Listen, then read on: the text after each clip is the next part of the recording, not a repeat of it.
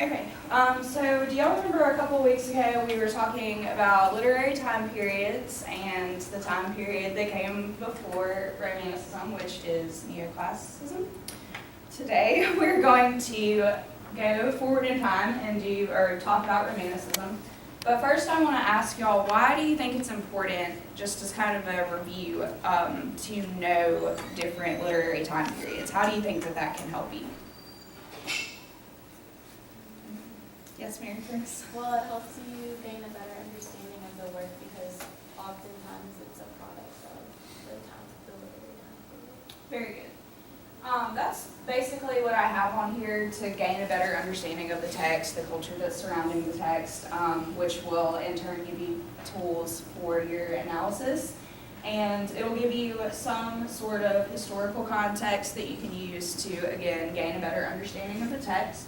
It can also, learning about different literary time periods can also help you understand the philosophical movements that were going on in these times.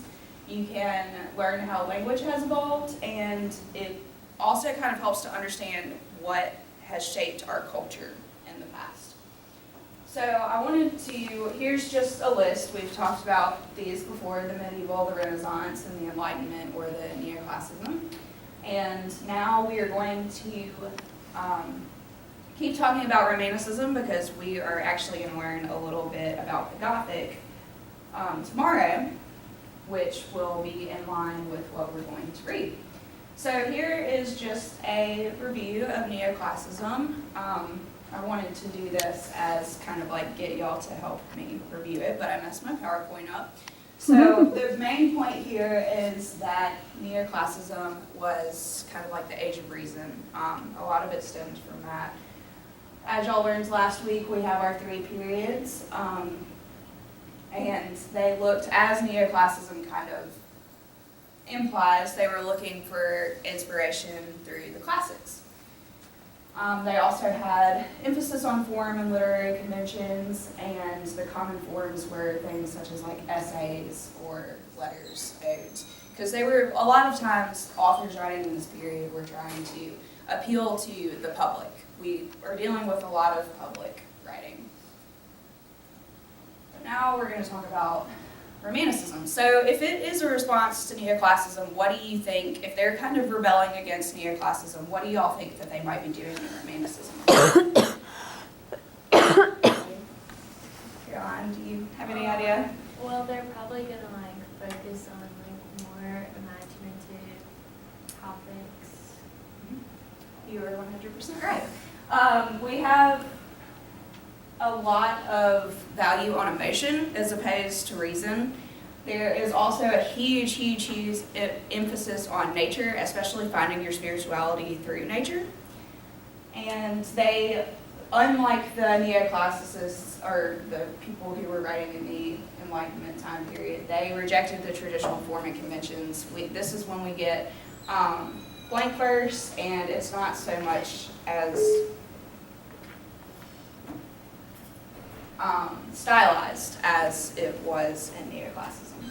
And they also, like I was saying before, when people were writing in the Neoclassicist era, they valued kind of public, like I was saying, they were appealing to the public, and this is more about the individual and about this author as himself or herself. And they also wanted to call for political change, which was also happening in the Enlightenment as well.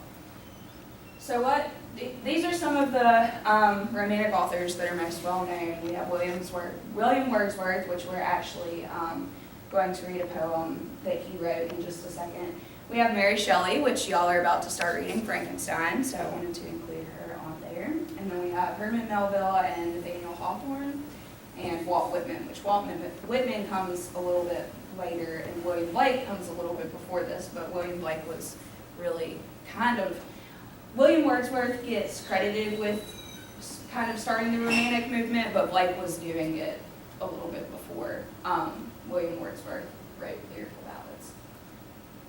So I wanted us to read this together, and then what I want y'all to do is just pick out some of the things that we talked about and tell me why you think this is a Romantic poem. So I'll just read it really quickly. called My Heart Leaps Up by William Wordsworth.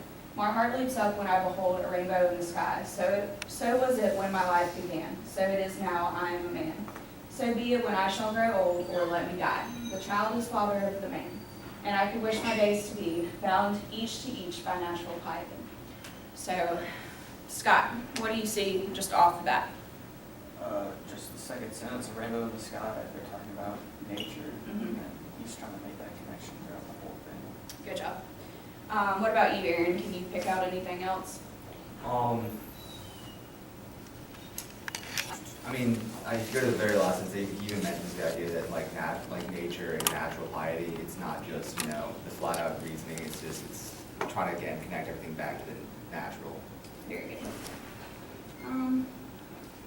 I think that was really the two main points that I wanted to make, also with obviously the emphasis on the individual with him using the pronoun I and speaking, or having the voice in the first person pronoun.